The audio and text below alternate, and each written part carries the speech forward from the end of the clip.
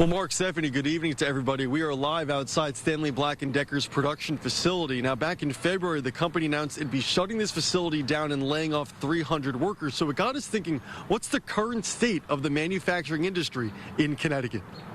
At Dry Air Industries in East Windsor, Jason Sears has his 30-person team working hard. That's what it takes, he says, to survive as a small manufacturer in Connecticut. It could be difficult for a company to make it nowadays. Connecticut is a giant high-tech workshop building some of the most important machines in the world, from nuclear submarines to jet engines to rescue helicopters. Dry Air has been around since 1974, making equipment for the plastics industry.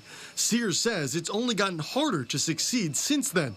They turn a profit, but face challenges from every direction.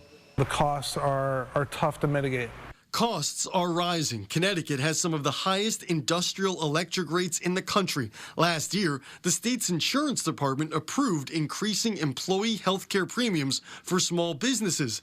Then there's gas prices, utilities, higher wages compared to other states, tariffs. The 2025 Connecticut Manufacturing Report claims 82% of manufacturers in the state say it's hard to find and keep workers. It all impacts the business, the employees, and the customers.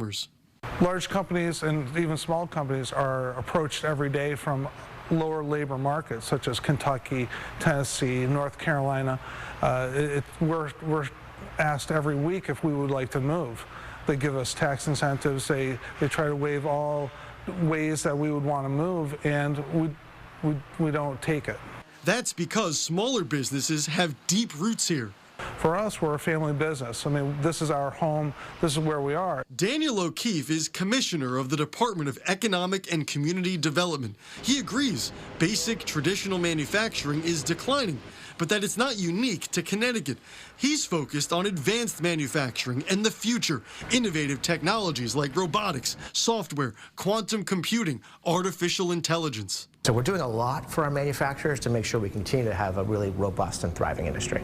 O'Keefe is touting the Manufacturing Innovation Fund, a giant pool of state money, roughly $15 million a year, going to companies. It'll help advance their workshops, eventually lowering operational costs. I think that is one of Connecticut's least well-known and perhaps misunderstood strengths, is really how important that sector is to us and how high quality the workers are within that sector.